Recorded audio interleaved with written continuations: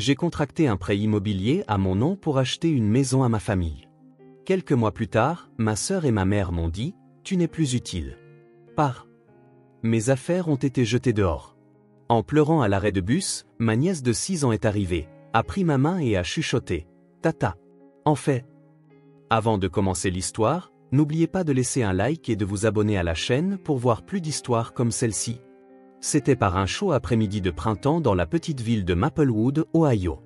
Alors que la douce lumière du soleil inondait les pièces à travers les fenêtres, Emma Johnson ouvrit la porte d'entrée d'un palace, après avoir terminé son service de nuit de 12 heures à l'hôpital. Infirmière depuis 13 ans, chaque sourire de ses patients la remplissait d'une profonde gratitude, confirmant qu'elle avait choisi la bonne profession. Emma, bon retour à la maison. Sa mère, Hélène, apparut depuis la cuisine. Maman avait semblé vieillir rapidement après la perte de son mari, 3 ans auparavant, mais dernièrement, elle s'adaptait à la vie dans la nouvelle maison et retrouvait peu à peu son éclat d'antan. Avec ses cheveux argentés soigneusement coiffés et son habituel tablier à fleurs, elle était l'incarnation même du réconfort pour Emma. « Comment te sens-tu aujourd'hui, maman ?» demanda Emma en posant la main sur l'épaule de sa mère. « Très bien. Lisa a préparé le déjeuner avec Sophia. Je t'en ai gardé. Veux-tu que je te le réchauffe ?» Du salon provenaient les rires de sa nièce de 6 ans, Sophia. Elle regardait la télévision avec sa mère, Lisa, tout en serrant son animal en peluche préféré. L'adorable petite fille aux cheveux blonds attachés en queue de cheval accourut sur ses petits pieds dès qu'elle aperçut Emma. « Tante Emma, j'ai fait des dessins à l'école aujourd'hui. Regarde, regarde. » Ce que Sophia serrait dans sa main était un dessin de famille réalisé avec des crayons de couleur. Devant une grande maison jaune, 5 personnages se tenaient la main. Emma sentit son cœur se réchauffer en prenant le dessin. « Wow, c'est vraiment réussi. C'est notre famille ? » « Oui. Ça, c'est tante Emma, ça c'est mamie, ça c'est maman, ça c'est moi, et ça c'est papa. » Lisa se leva et sourit.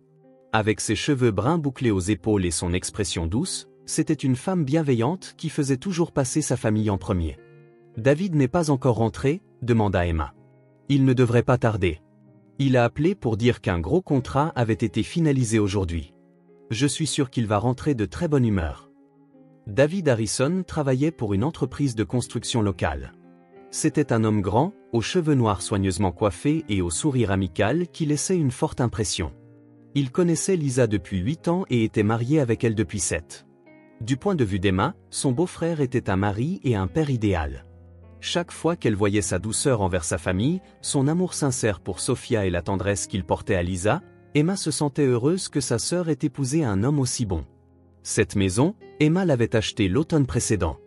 Après la mort de leur père, ils avaient dû vendre l'ancienne maison familiale, et la famille risquait d'être dispersée. Cependant, comme Emma avait un revenu stable en tant qu'infirmière, elle avait décidé de contracter un prêt hypothécaire et d'acheter une nouvelle maison de 4 chambres. Elle était suffisamment spacieuse pour que chacun ait sa propre chambre, et il pouvait même aménager un petit potager dans le jardin. « Emma, merci infiniment », disait Lisa de temps en temps. « Sans toi, je ne sais pas où nous vivrions maintenant. » Pour Emma, rien n'était plus important que d'avoir sa famille réunie. La mort de leur père avait été un coup terrible pour toute la famille, mais pouvoir vivre sous le même toit et se soutenir mutuellement lui procurait une profonde satisfaction.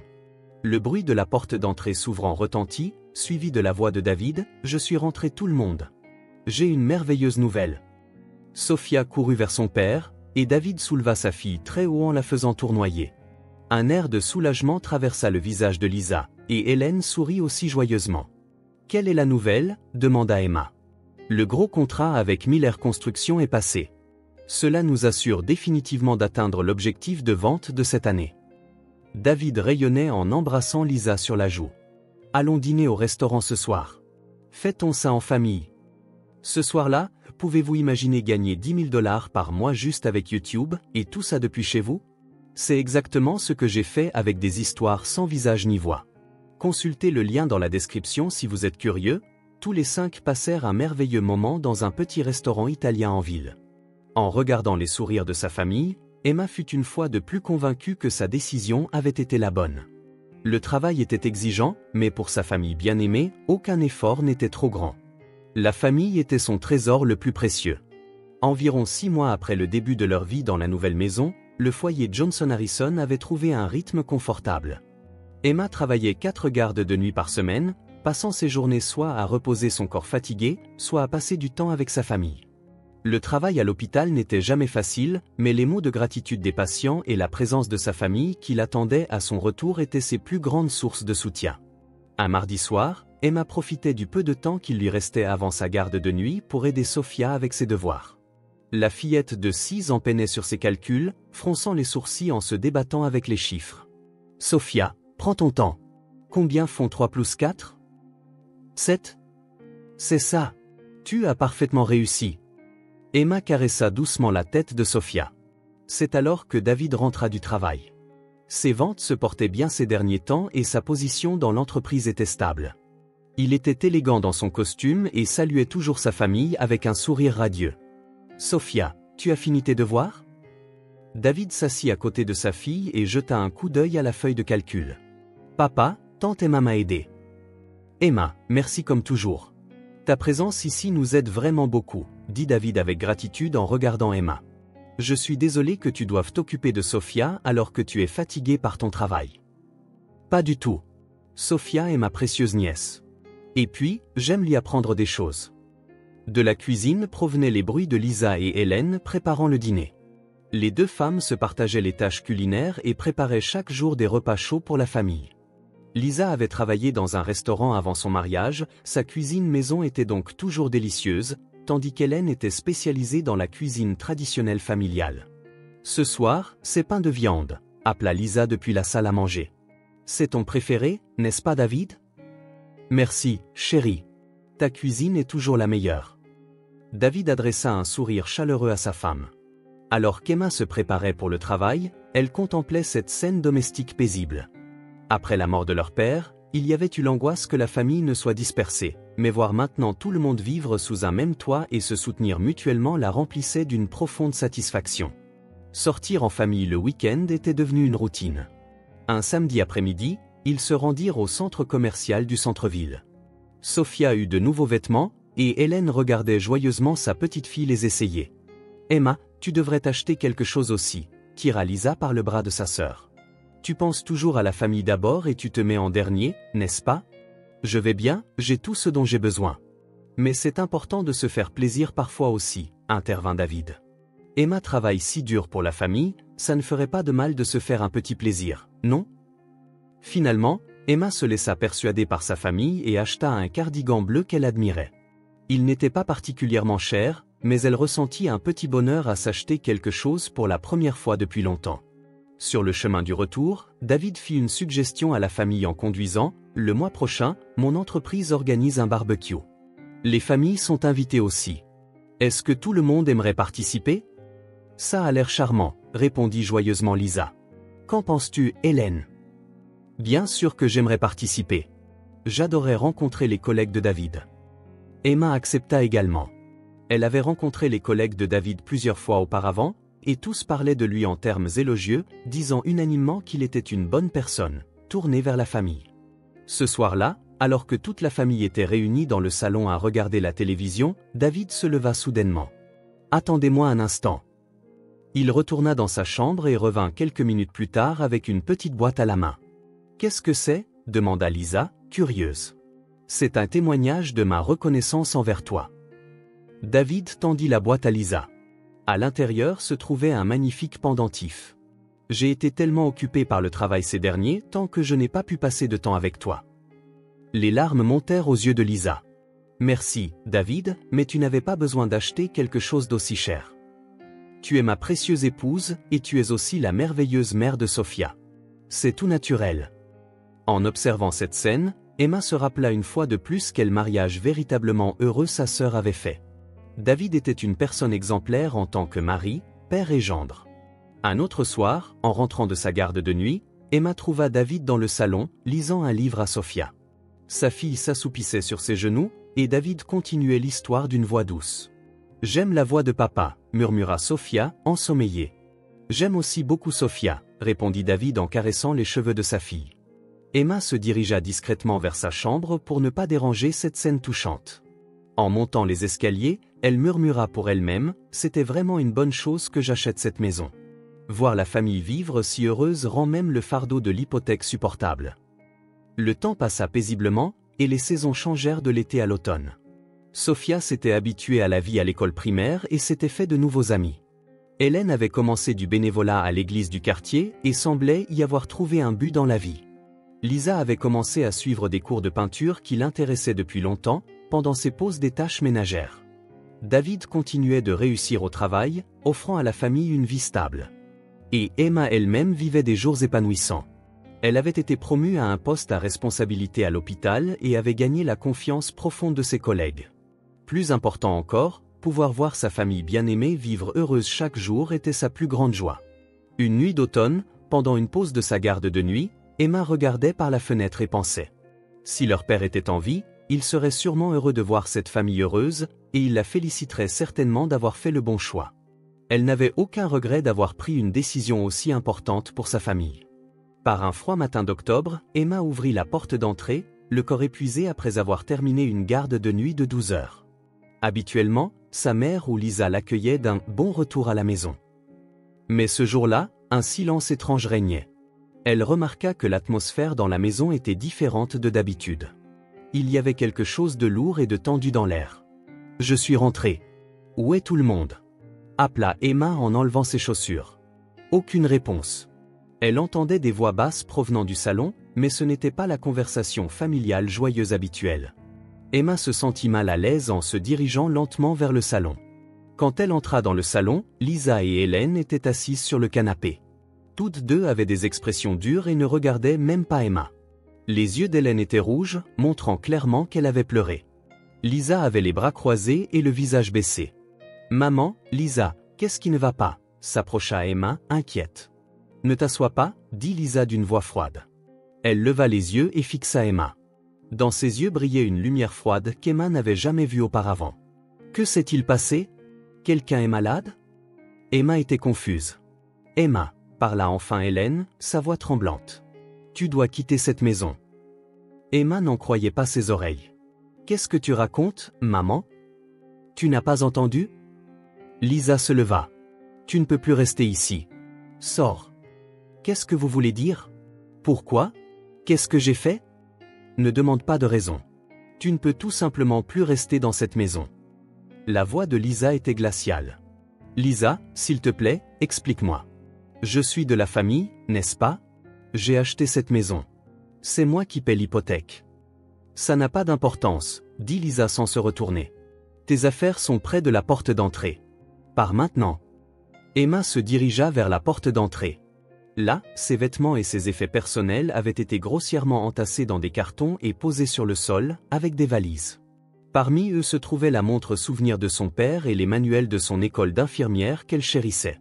La manière brutale dont ses affaires avaient été traitées blessa profondément le cœur d'Emma. « Maman, s'il te plaît » supplia Emma en larmes. « Dites-moi ce qui s'est passé. J'aime cette famille. J'ai tout consacré à cette famille. » Hélène continuait de pleurer, le visage couvert. Lisa répondit, le dos tourné, « C'est déjà décidé. Il n'y a rien à discuter. Au moins, donnez-moi la raison. Que je fais? Ai-je blessé quelqu'un? Ai-je fait quelque chose de mal? » Emma, Hélène leva enfin les yeux. « S'il te plaît, ne demande plus rien. Pars, c'est tout. » Les genoux d'Emma faillirent céder. La réalité d'être chassée par sa famille bien-aimée, sans même qu'on lui en donne la raison, lui était encore incompréhensible. Où est David? Si je lui parle, peut-être qu'il comprendra. David est au travail. Et d'ailleurs, ça n'a rien à voir avec lui. La voix de Lisa était sans appel. Et Sofia? Laissez-moi dire au revoir à Sofia. Sofia est à l'école. Va-t'en. Emma essaya de soulever les lourds bagages, mais ses mains tremblaient et elle n'y parvenait pas bien. Il y a à peine 30 minutes, cette maison était un lieu rempli d'amour et de réconfort pour elle. Maintenant, elle ressemblait à une prison. Le bruit de la porte d'entrée se refermant derrière elle résonna comme la fin d'un chapitre de sa vie. Emma traîna sa lourde valise et transporta les cartons en sortant sur le trottoir. Sa tête devint vide, avec la pensée de ne pas vouloir être vue par les voisins et la peur de ne pas savoir où aller. Elle s'assit sur un banc à l'arrêt de bus et pleura silencieusement. Le vent froid du matin lui cinglait les joues, lui faisant réaliser la dureté de la réalité. Au milieu des bruits des voitures qui passaient, des oiseaux qui chantaient et de la vie quotidienne qui continuait, elle se sentit comme si elle seule avait été coupée du monde. Pourquoi cela était-il arrivé? Pourquoi sa famille, qui semblait normale la veille au soir, l'avait-elle soudainement rejeté? Plus elle y pensait, plus la réponse devenait insaisissable. Emma repensa à ses actions, mais elle ne se souvenait de rien qui aurait pu blesser sa famille. « Qu'ai-je fait de mal ?» murmura doucement Emma. Elle sortit son téléphone portable et envisagea d'appeler le travail, mais elle n'avait pas la confiance nécessaire pour expliquer la situation actuelle. Elle pensa aussi à contacter des amis, mais il était trop douloureux de parler de cette situation humiliante. Après être restée assise sur le banc de l'arrêt de bus pendant environ 20 minutes, elle entendit de petits pas. Quand Emma leva les yeux, elle vit Sophia courir vers elle avec son sac d'école sur le dos.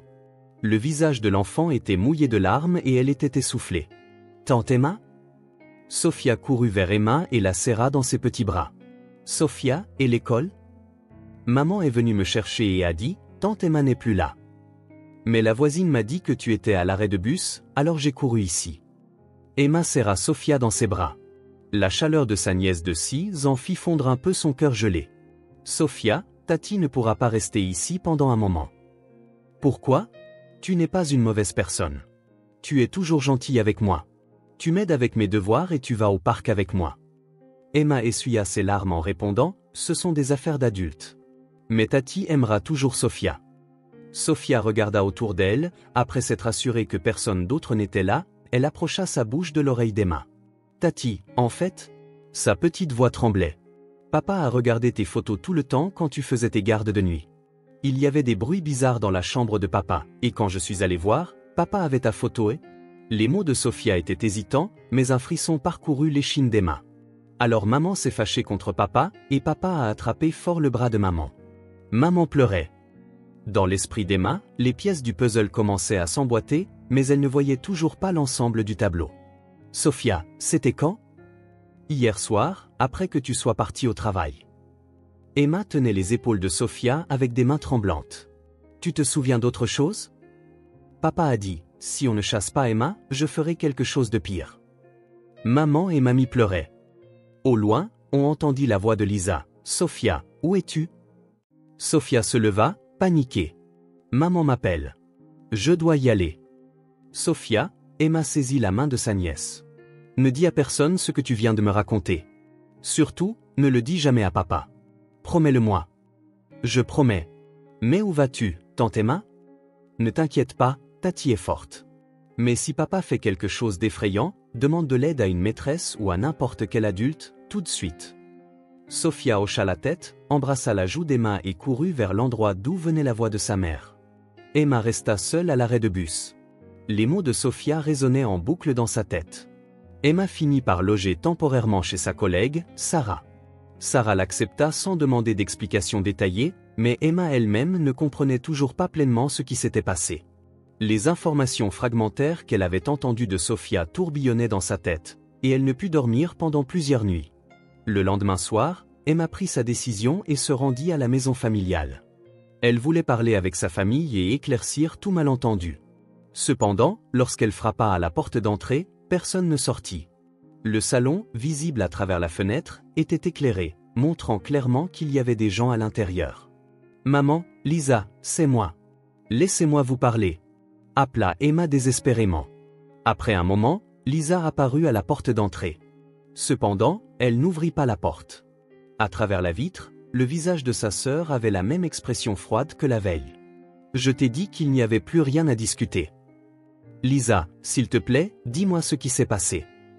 Rentre chez toi. » Au moment où Lisa s'apprêtait à se détourner, Emma remarqua une ecchymose bleue sur son bras gauche, autour du poignet.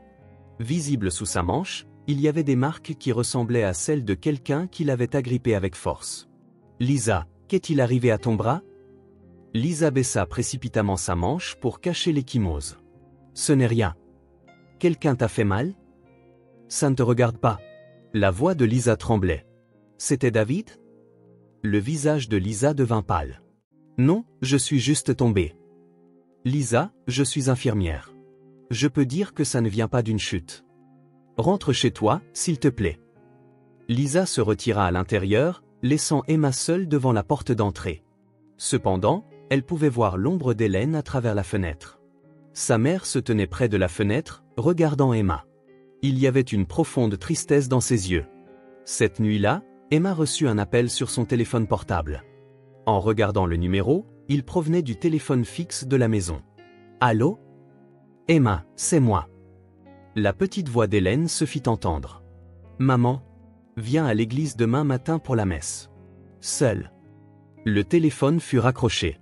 Le lendemain matin, Emma se rendit à l'église Sainte-Marie, où sa mère allait. Après la fin de la messe, Hélène s'approcha d'elle, seule. Le visage de sa mère était hagard, et elle semblait avoir vieilli rapidement en quelques jours seulement. Parlons sur le parking, dit Hélène en regardant autour d'elle.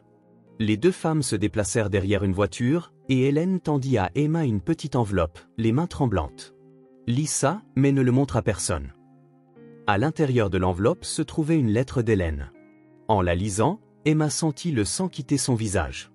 À ma bien-aimée Emma, je suis vraiment désolé que nous ayons dû te chasser. Cependant, il n'y avait pas d'autre moyen de nous protéger. David a une obsession anormale pour toi. Lisa l'a surpris en train de prendre secrètement des photos de toi et de s'exciter en les regardant au milieu de la nuit. Quand Lisa a protesté, David est devenu violent avec elle. Ce n'est pas tout. David contrôle toute ma pension et nous domine financièrement. Lisa est aussi femme au foyer sans revenu, elle est donc complètement dépendante de lui.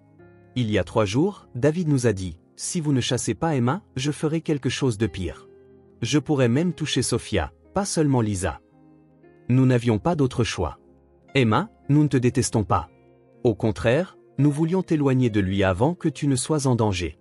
L'expression de David devient de plus en plus étrange de jour en jour, et nous ne savons pas ce qu'il pourrait faire. S'il te plaît, pardonne-nous, et s'il te plaît, reste quelque part en sécurité. De la part de maman. Les mains d'Emma tremblaient. Toutes les pièces s'emboîtaient, révélant une horrible vérité. Maman, pourquoi ne me l'as-tu pas dit plus tôt? Nous n'y croyions pas au début non plus. David avait toujours agi comme le mari parfait, le père parfait. Mais après que tu as commencé à vivre ici, son comportement est devenu étrange. Je n'ai rien remarqué. David était rusé. Il ne montrait jamais sa vraie nature devant toi. Mais il rôdait devant ta chambre la nuit, touchait ton linge. Emma se sentit nauséeuse. Appelons la police. Non. Hélène secoua la tête frénétiquement. David a des relations avec la police. De plus, il n'y a aucune preuve. Extérieurement, c'est un vendeur respectable avec une bonne réputation dans le quartier.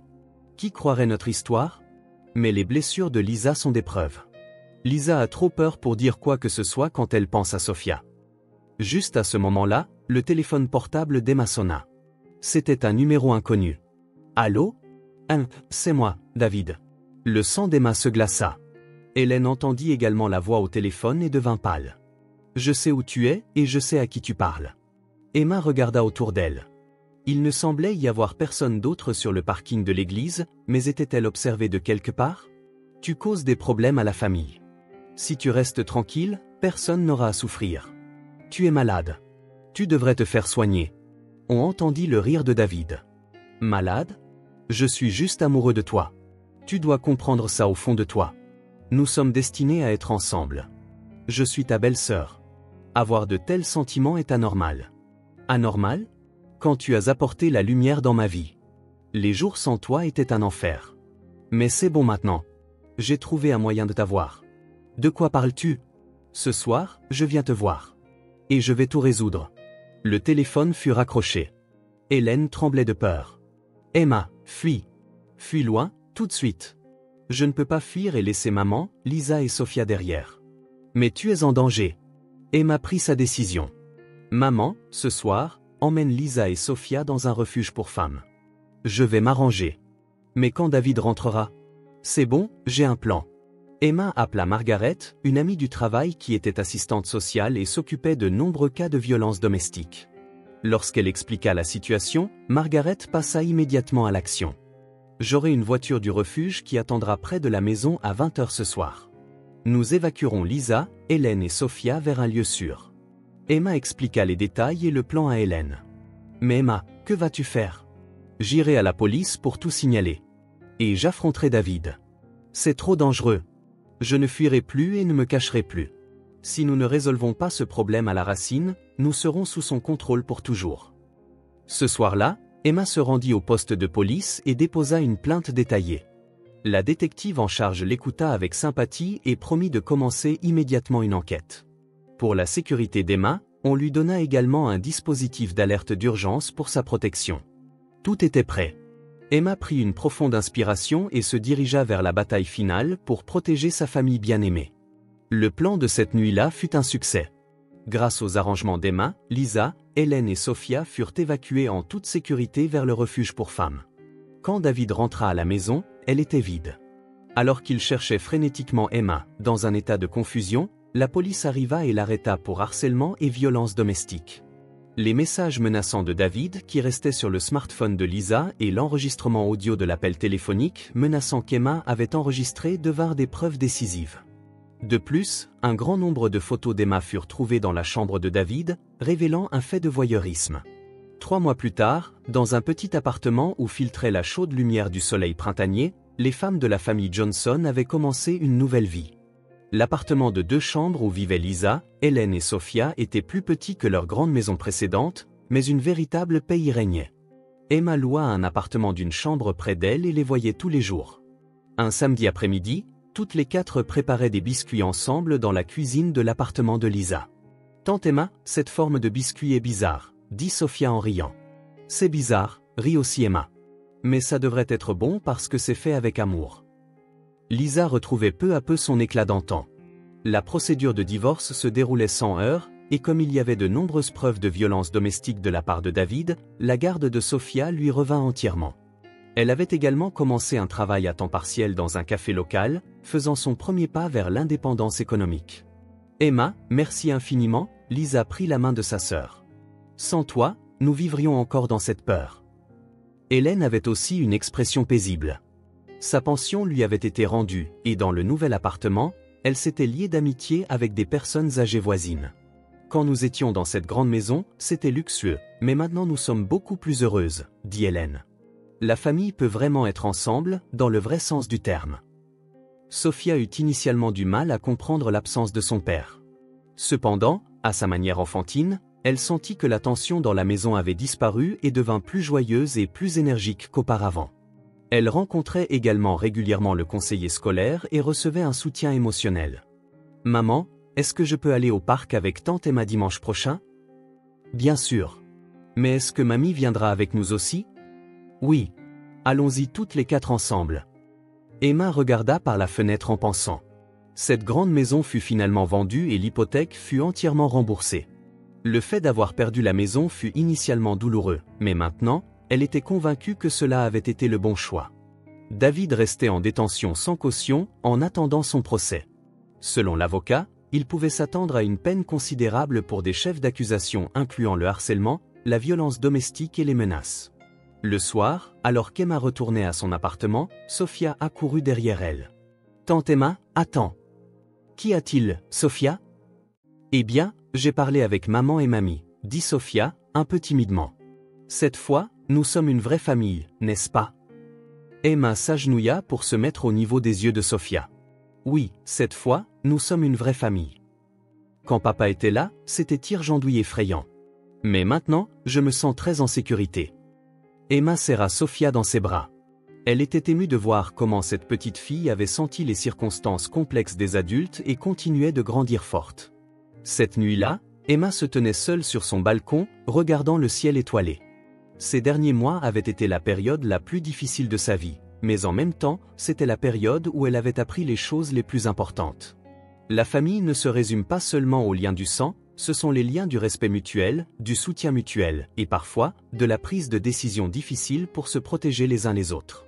Et parfois, pour protéger la famille, il est nécessaire d'être physiquement séparés.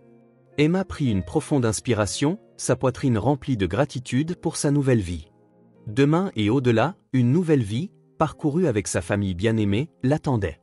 Ayant retrouvé le vrai sens des liens familiaux, l'espoir pour l'avenir brillait intensément.